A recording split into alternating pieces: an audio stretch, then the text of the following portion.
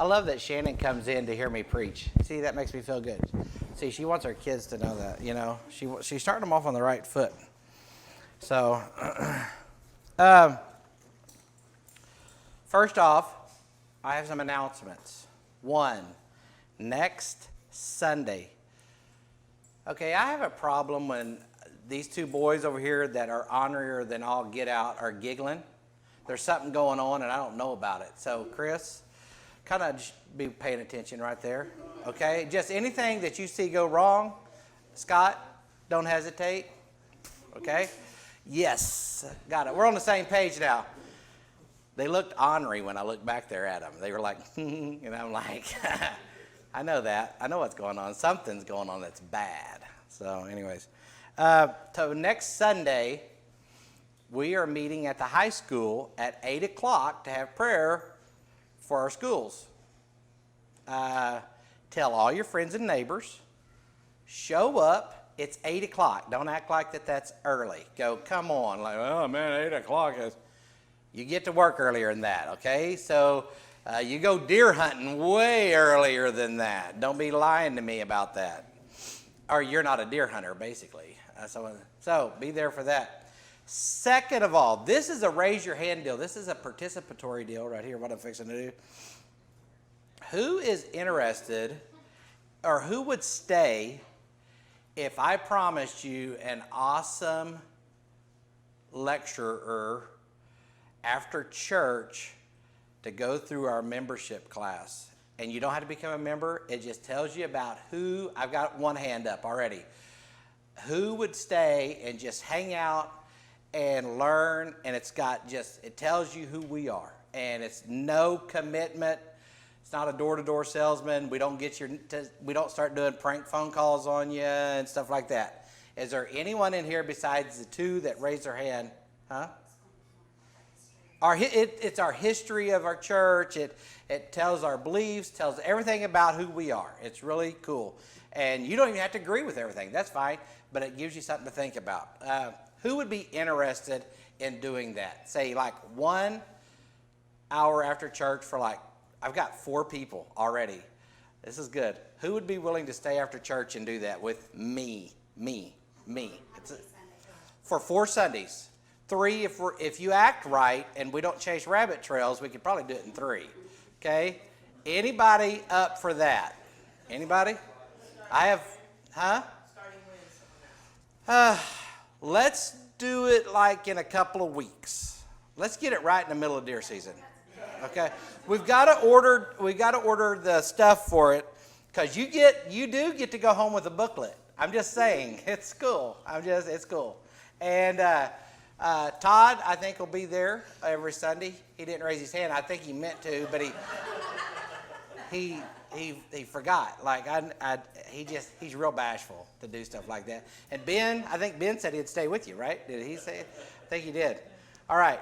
And we'll give you what's left over of the breakfast bar. You can have free dibs on that. You can just eat it all. All right. So let us get curriculum in, and then so we got some people that are interested. That's good.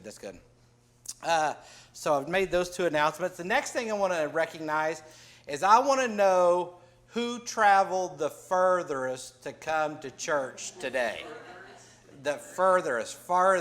Who came, Farthest? The longest. Who traveled the biggest distance to get to church today? Okay, hey, where'd you come from? I came from Branson around Fort Smith, and then... That's a long ways, but you're already lost. I have another hand back there. Who came? How far did you came? Or come? From England. Oh, from England.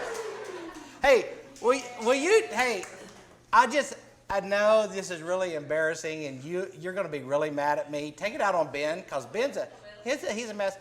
I just want you to tell me in a couple of sentences what kind of boy Ben was when he was growing up. Now wait, why I'm asking you this? First, I want to hear you talk, and second of all, I want to hear some more about Ben. All right, tell me a couple of sentences about Ben. Piper is very like Ben. Piper is like Ben. Is just like Ben. He was always in trouble. Okay, so So I don't want to. I don't want anybody to miss you, and this is totally embarrassing. And I almost feel bad about doing this, but I want you to come up here. I got something for you. Okay, come up here. All right. Hey, she's never coming back. Here's some American money. All right, it should be worth a lot more in England. I'm sure you should be able to go and buy like maybe, I don't know, a spot of tea or something like that, right? Could you get something like that? What is your name? Pam. Pam. It's Pam. Pam. Some people, we call that Pam around here, but hey, listen. It's not hard. I It's had not. this problem No, at I know. all. Pam. Oh, Pam. Right, I'm with you. Do you do high fives? All right, I love you. Okay. She is, I can tell I like her already. I'm telling you, huh? Yeah, a couple of more sentences. Do you have it? Has the Lord led you in a scripture today? Have you? Would you like to come up and, Palm? Would you like to come up and give us a? Oh my goodness. Well, I guarantee you're liable to move to Missouri after you hear this. I'm just saying, because you are a good lady. I can tell already. I don't know, Tasha. You might ought to like become best friends with her. I'm just saying. That's funny. That would be, maybe you could invite me over, and I could bring my family over, and you could hang out with me, and I could get up in your church. That'd be fun. So, all right, man, that was a good start. I feel like I've already been to church. I love that. So, okay, today you need to pray for me because this is going to get. It's like I'm teaching today. Okay, so. And I want you to do this. If you have a smartphone, all right, or whatever, or a tablet, I want you to, or something to write with, write on the back of your hand or whatever. I want you to get them out, and I want you to get your notes open. If you can do that, if you know what that is, somebody might have to help Todd find his. And I want you to be ready to take some notes on this so you can look this stuff up later, okay? The title of my message today is called Faith Journeys. Faith Journeys. You'll see what I mean by that. And I have a picture. I want to start off with a picture. Not that picture. There's a not that picture, the other picture. That picture right there. I want to start off with that picture right there. Okay, that's my nephew, all right? And it looks like he's going to have some good times, right? Cute kid, cute boy. He has hair. Yeah, he does. He's cute. He probably has some faith he's going to catch some fish. That looks like a pretty good place to fish. But the problem is, if you'll notice, there's a shadow in this water right here. Right there. That's a power pole. And that power pole is right across the road from my mom's driveway. He is fishing in my mom's driveway. That's a mud puddle. Okay? I mean, now, you see what I'm saying? What's funny is I asked him to, never mind. Here's the deal. He probably had faith he was going to catch something, or he didn't exactly probably know what to expect, all right? But unless Jesus works a really crazy miracle, he's not going to catch anything because he's fishing in my mom's driveway.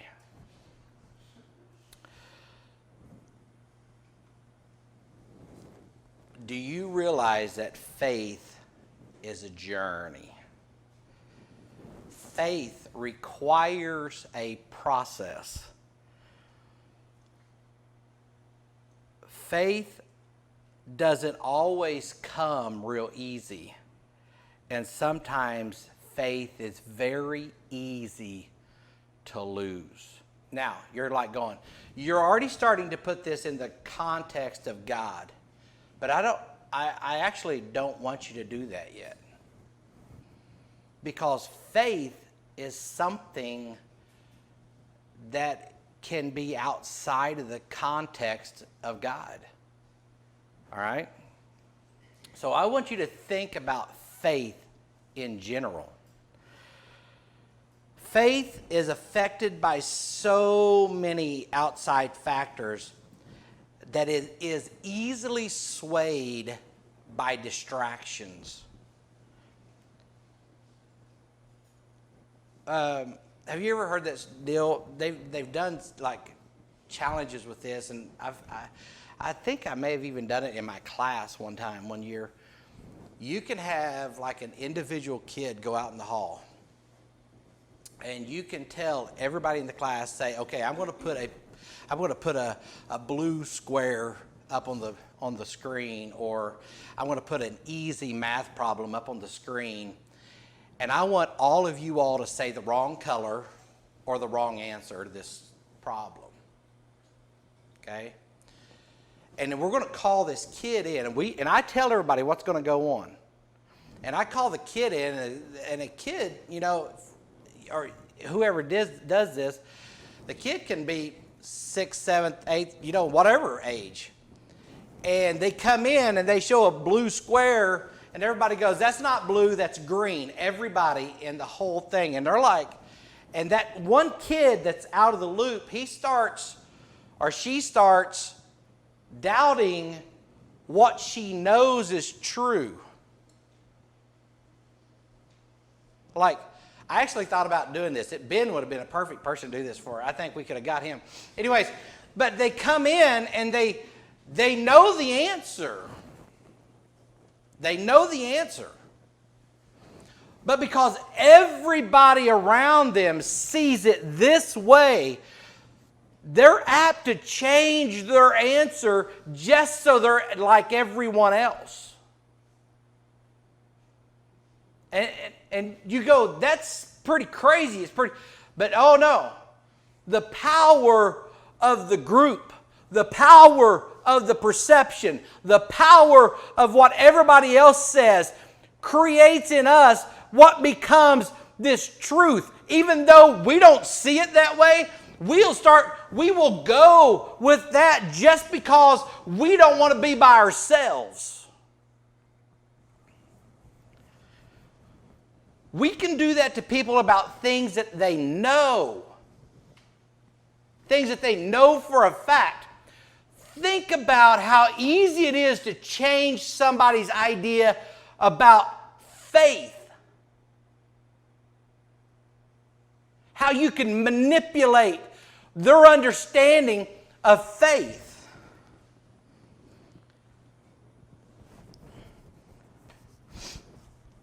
If what we know can be challenged, faith, and I want you to get this. This is going to get deep in a hurry.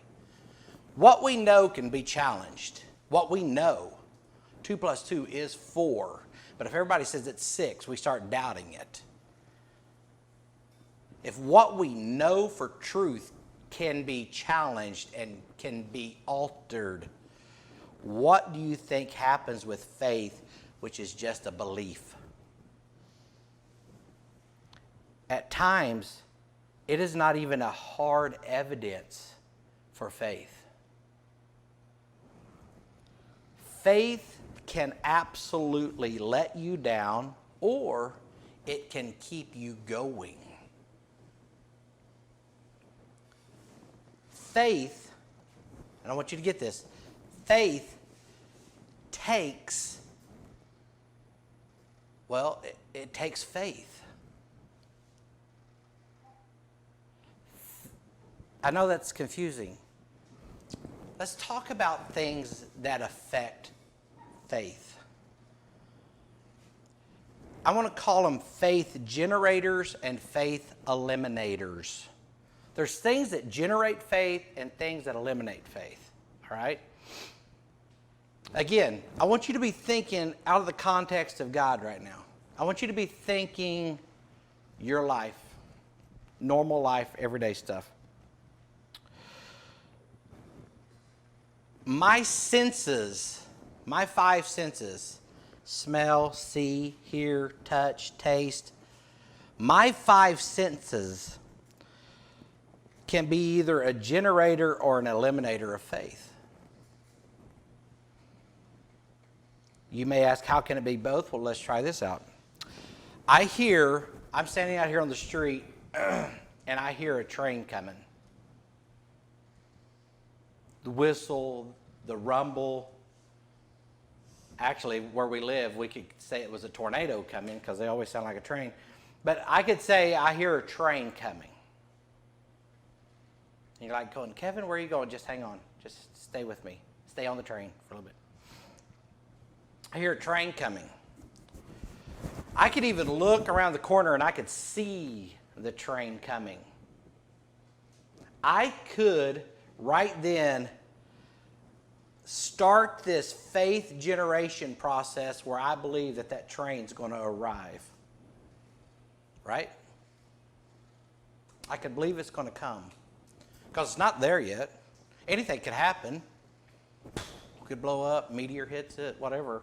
But I could believe like that train's going to go by because I see it, I hear it, all those, and I'm watching it come. I have faith that the train will arrive, but then there's faith eliminators. And now this is where it gets tricky. Because when the train arrives and it pulls up and stops right there on the track, when the train arrives, I can use my senses and I can go over and touch that train, and guess what? Faith is no longer there. I touch the train, faith is no longer needed. Faith is gone, so it's an eliminator. It eliminates my faith. I smell the train, the diesel and everything. I guess I could taste the train if I went over and licked it, but I don't know anybody would want to do that. But faith is no longer needed. So my senses generated faith, and I was like, that train's going to show up. And when it got there, my senses, touch, feel, taste, if I'm looking at it, faith is not needed any longer. It's gone. Because it eliminated my faith, it now became reality. Do you understand that, what I just said? I don't have to believe that that train's going to be there because I'm touching it. It is there. It's not a figment of my imagination. It's not something that I produced in my mind. Here's another thing. Not only our senses, but experience affects faith as well. My senses tell me faith, gives me reason to have faith, but my experience does it well. Here a while back, me and Eli went to this honey hole of a fishing spot. Okay? In Oklahoma, and I mean, it's the best place I've ever fished, literally in my life. Caught big fish. Just say, not huge, but nice fish. And Eli's like just sitting over there, and I'm like, and he's like, and I'm like, dude, this is the honey hole. Like, get into it a little bit. Like, let's work. And Eli said something so profound at that point. He said, Dad, I've never fished here before. My confidence isn't like yours.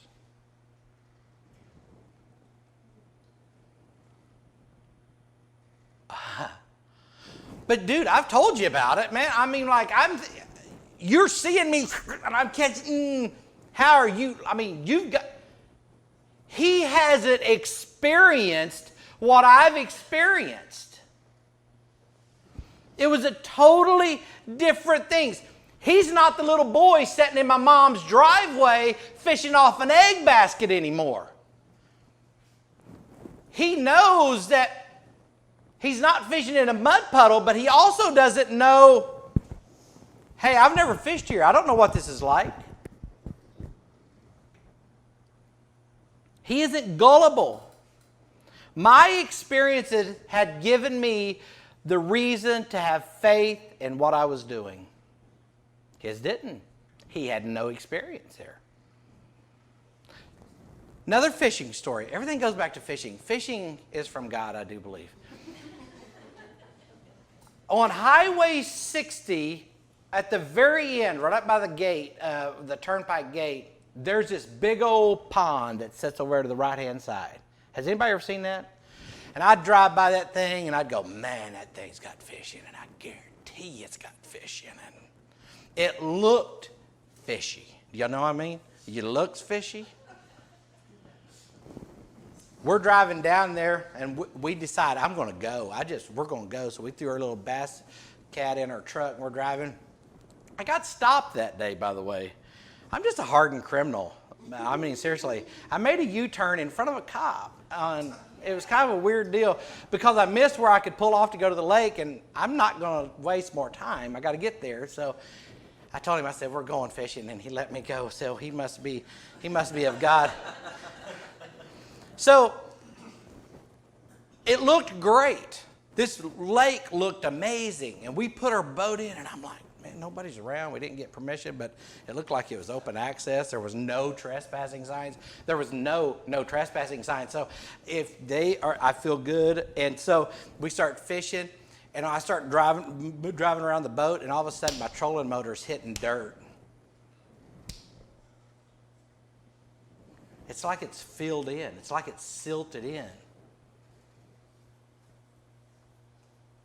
We didn't catch a single fish. We fished for maybe 30 minutes. This thing is it's like a mud puddle. It was like the driveway. I wonder if I've ever been back. No. Will I ever go back? Probably not. My experience affected my faith that this was a good fishing hole. In both cases, experience had an effect on faith. Let's go a little bit deeper.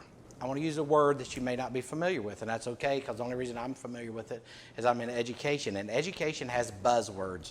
And buzzwords are these things that make you sound smart. Nobody maybe know what they're talking about in the room, but they make you sound good, okay? But there's a thing that you and I have called a schemata.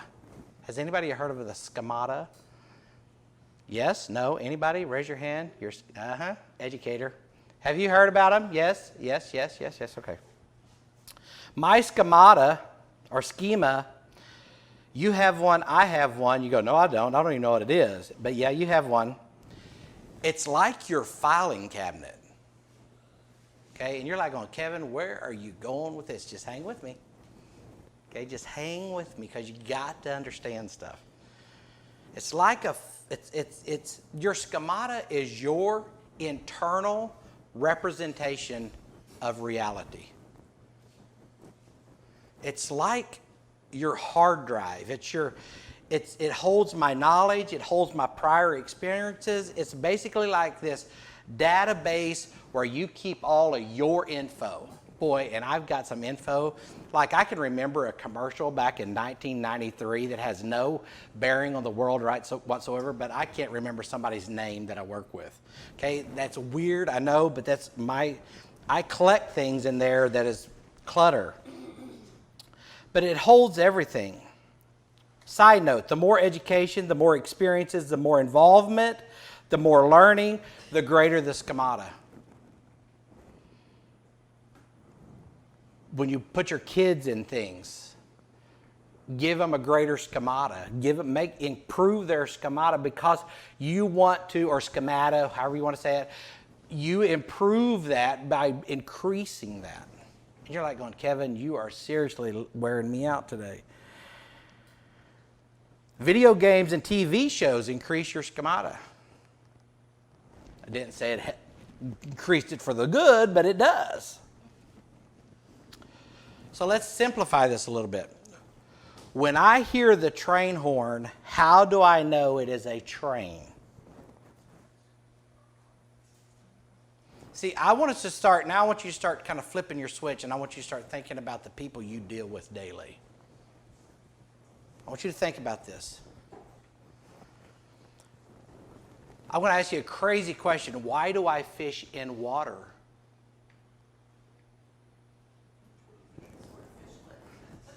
Exactly. Somewhere, sometime, something had to tell me that fish lived in water. Or I would be out there in the street going, "Shh." And if y'all drove up and saw me fishing in the street, you're like going, dude, you need to go somewhere. Right? Can you imagine? I tried to get Tyler to do a picture. I said, I need you to take a picture on an egg basket fishing in Mom's driveway again. Because he's like 30-something, and I thought that would be a really good way to show you. He's this big, giant guy, and I thought it would be so cool to have you sitting out there in my mom's driveway again fishing. But he said, I'll see what I can do, but he had more important stuff to do. He went to a monster truck rally and PBR last night, took his son, so I thought, I can't compete with that. But why would he not do that today? Because his schemata has changed. His views, his ideas, what he knows about the world has changed. So now then, prior experience, and we're just about off of this, but it sets the tone for everything else. Prior experience must be increased before we can have an experience. And then that experience kicks in, then our senses can give us new information on whether or not we will have faith or not have faith in something. Who's lost? I know I am. Just kidding. So faith is a journey, isn't it? We've proven that. I think I've proven that. You grow and you add stuff to your mind, and you grow in knowledge and wisdom, and that allows you to believe in things. How do I know that the earth will rotate, which will allow the sun to be seen from our perspective on earth? How do I know that? There's a good chance it'll happen tomorrow morning because it's happened all the other 48 years of my life.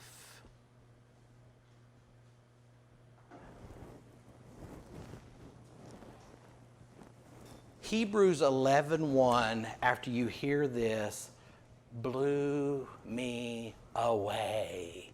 I want you to look at this verse, and I want you to eat it, and I want you to consume it, and I want you to break it apart, and I want you to apply everything that you've learned about faith. And I want you to apply it to this verse, because I've never seen this verse this way before, and I'm not even kidding a little bit.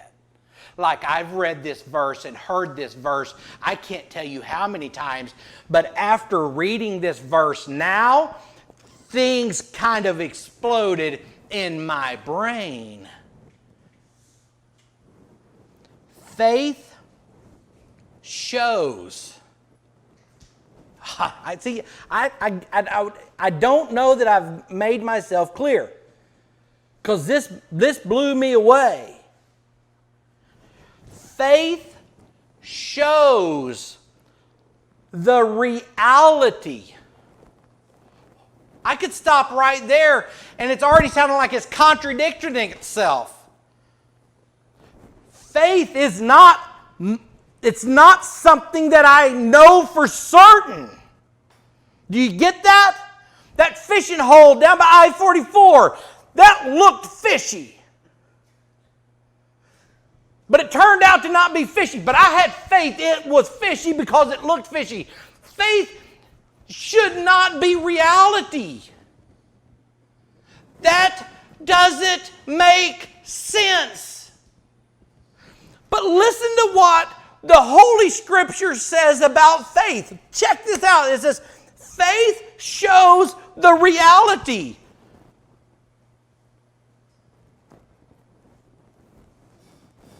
Ball game. I can't add to or take away from that. This thing that isn't, but it is. Faith shows the reality of what we hope for. Check this out. It is the evidence.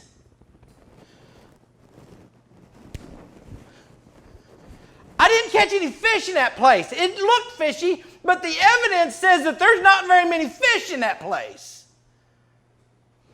Now then, it's my reality and it's even my evidence of things we cannot see. My faith is the evidence of something that I cannot touch, I cannot hold on to.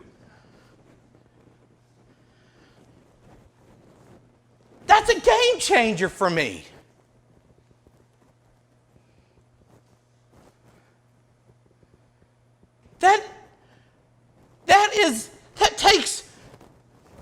That puts possible to impossible. That puts understanding where understanding shouldn't be.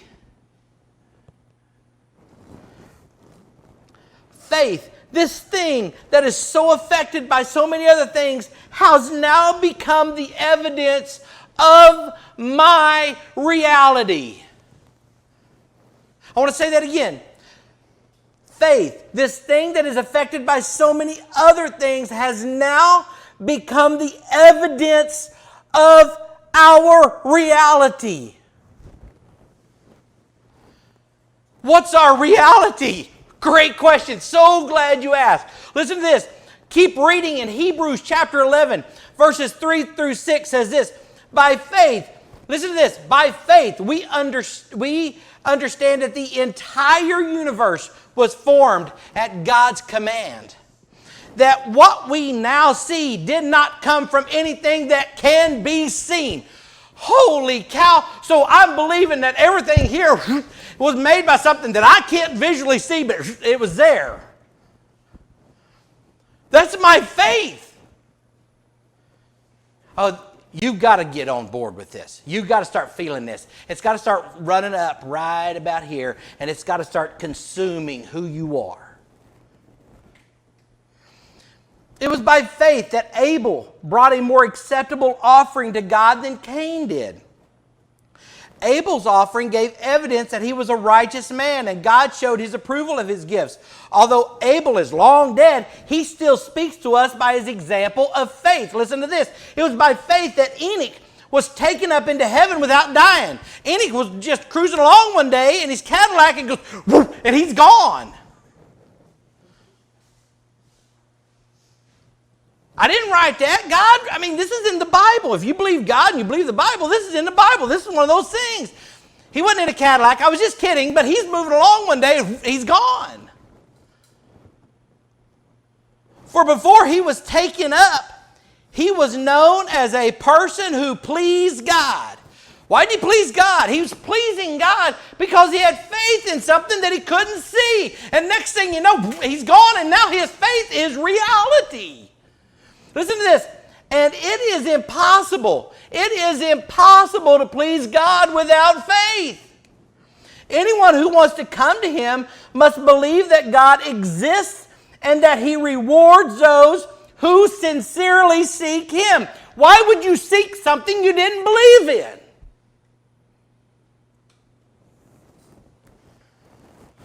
That's the ticket to knowing God right there. If you keep reading in that chapter, Noah, listen, through faith, Noah saw a boat. When God asked him to build a boat, there was not a boat there. But when he was done following God's command for his life, there was a boat.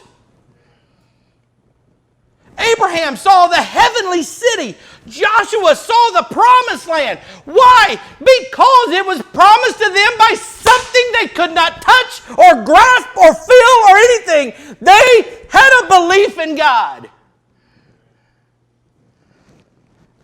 That should have brought an amen more than just one person. Bottom line, their faith in God and his purpose, listen to this. Their faith in God and his purpose produced a product from God's hand.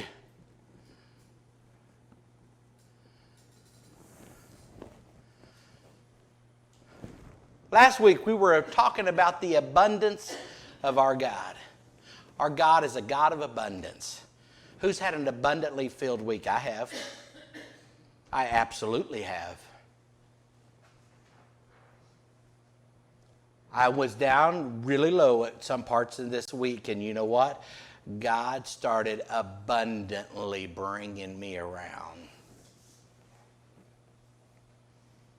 This God of abundance produces stuff. He produces a product that we literally can physically see if we open our eyes to what He is doing in our lives. You people that are having all these new babies and scattering kids all over the world and all that great thing, wonderful. Man, when you hold that kid and you go, how did this even happen? One sperm found one egg, and you're going, wait a minute, Kevin, we don't tell you. Absolutely, that's what happened. And it went, and now we got a kid in our hands. Go ahead, try to explain that to me. I want you to get real scientific and real in depth with me on that. Great. The ability to cut down. Anthony, if this is too much for you, go ahead, buddy. I don't care. Just kidding. I love Anthony so much. I would do that to him, but not to probably very many other people. The ability to cut down the first timber, okay, for the ark was evidence that Noah had faith in God. You know, he's sitting in his shop and he's probably sharpening his axe. And you know what? It's going through his mind. I'm a moron. I'm an idiot. What's my neighbors going to think? And he goes, here we go. Can you imagine the first board to be cut on a 100-year journey?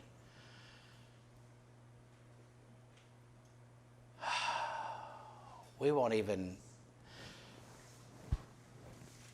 if it's not microwave, sometimes we don't even want it because it takes too long. This dude spent 100 years building a daggone boat.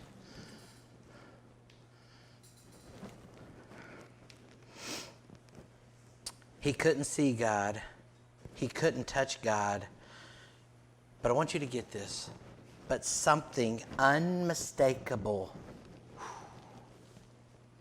unmistakable, and unshakable that allowed his faith to show evidence of his belief in God.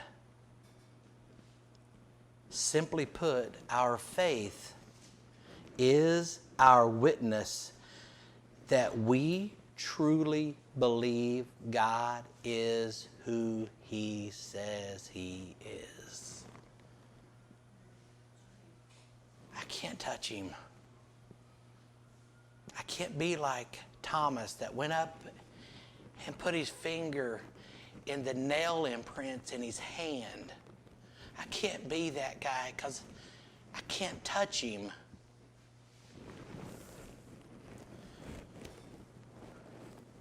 Faith is a journey.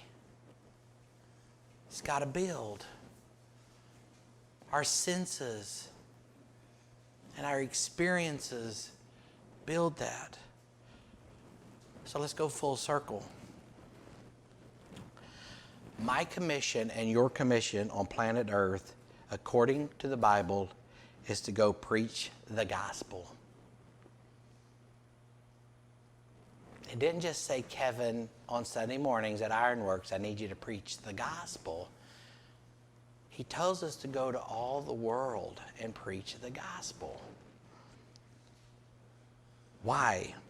Listen to this, Romans 10:17. This is where, oh man, this is so good. So faith comes from what? Hearing. That is, hearing the good news about Christ. My job and your job is to go share the gospel so that others can hear about God, right? Right. For what purpose? This is so good. So they can start their own faith journey. Aw, that seems simple, right? Sort of. You see, it isn't guaranteed deal that when we share the gospel, everyone that hears it will become saved. There's people that will reject it. Do you realize that? There's people that will go, not for me. When we hear the gospel, I know this sounds corny, but it increases our, and we're going to go back to that word we used earlier, a big word. Remember it. It sounds cool in conversation. Your schemata. It increases that. You applied a physical attribute or this inner attribute to who you are to God now. God is, there's this influence on this who you are business. Now here's the difficult part. Here's the part where when you tell somebody about God, it's hands off. We cannot do anything past that. Did you know that I could go, I can't save anyone and you can't either? Did you know that? Did you know that I could go dunk people in that creek down there 1,000 times, and until they ask God to change their life, I'd just be getting them wet.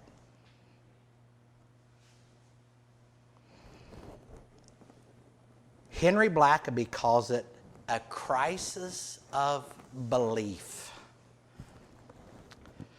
They pull everything they know about God out of their schemata or their file cabinet. They will use their past experiences to see where God has been recognizable either in their lives or in the lives of others. See, we've told them about Christ, and you know what they do? They go through their little file cabinet and go, and then they go, and they look through it, and then they start thinking, what do I know about this? How do I think about this? This is a great time to point out our importance of our walk in front of others. They can quickly compare our walk to our talk. That's their schemata. Do you know that you are part of the schemata for people that are unbelievers? I know that just got heavy, didn't it? What they know about Christ and Christians, and they've plugged into their schemata, they've got it from you and I.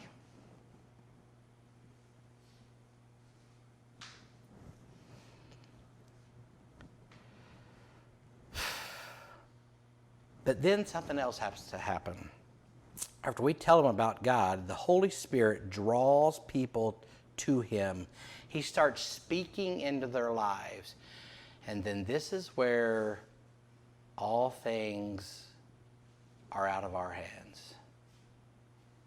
Do you realize that there's things that God does that we can't?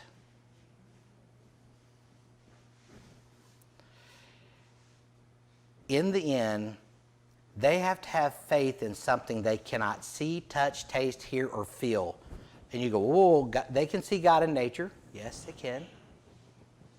They can hear Him speak to their heart. I believe that too.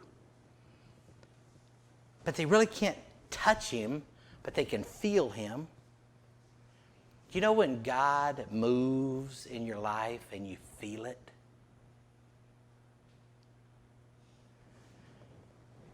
I want you to explain that to me. I want you to explain how that happens. See, we can't. Because there is a powerful, all-knowing God that can touch the deepest recesses of every part of someone's being that we can never, ever see or touch or anything else.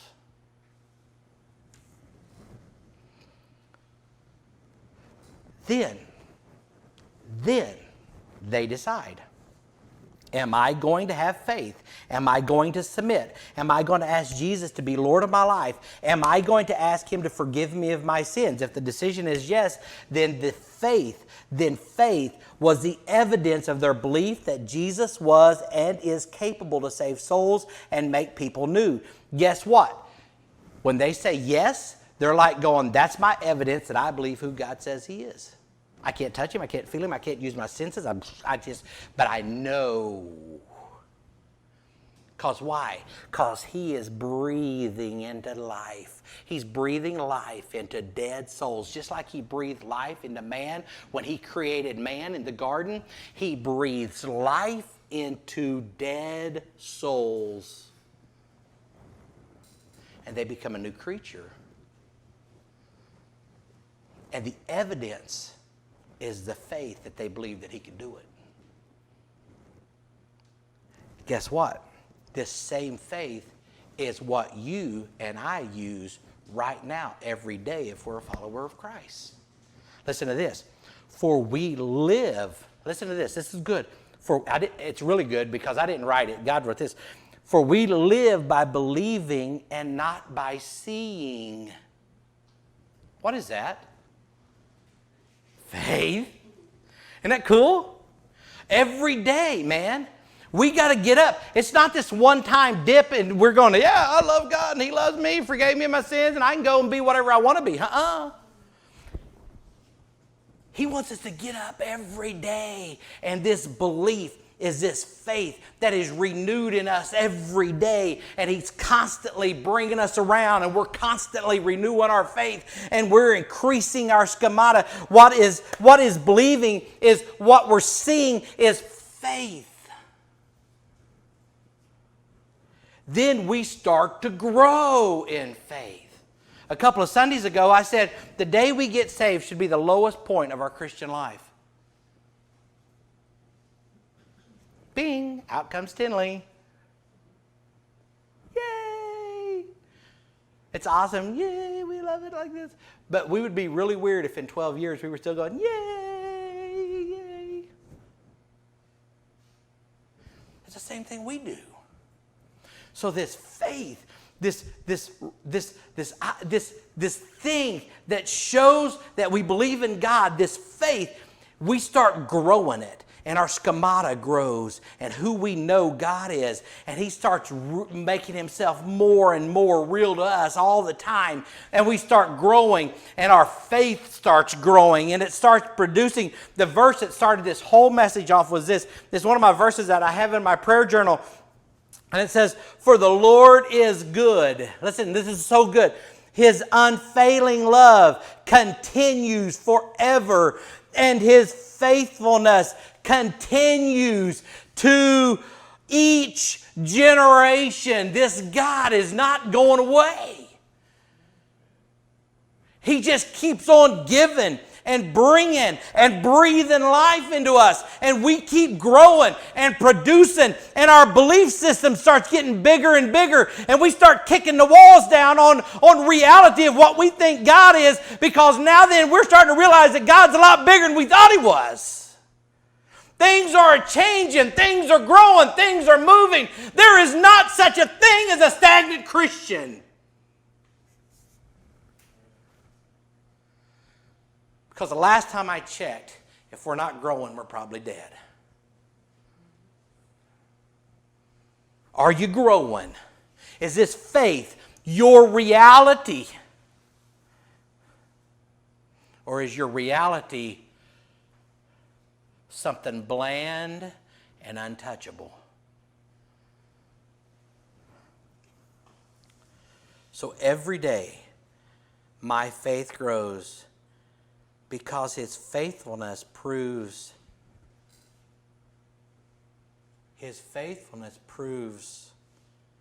the reality of who he is. His faithfulness has a direct effect on my faithfulness, and his faithfulness is always perfect. His faithfulness can never be questioned. So as he shows me perfect faith, and that becomes my new reality, my faith in Him grows, which increases my reality to the rest of the world that I am a believer of Christ.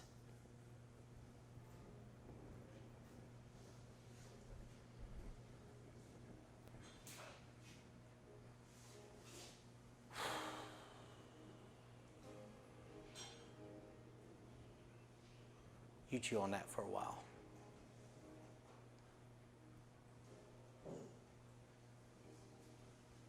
If your faith is your reality, how's your faith?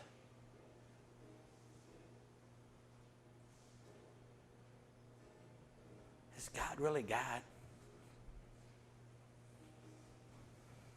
Is God really God?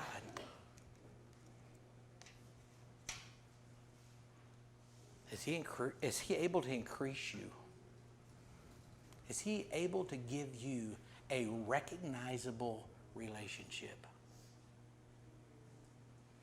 Dude, this is not about form, and this is not about piety and the thing that we think that we just go through the motion. It's so much deeper.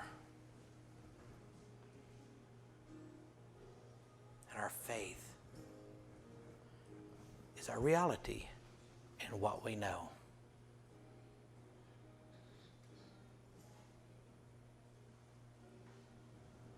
I want to ask us to bow our heads. Just bow your heads where you're at.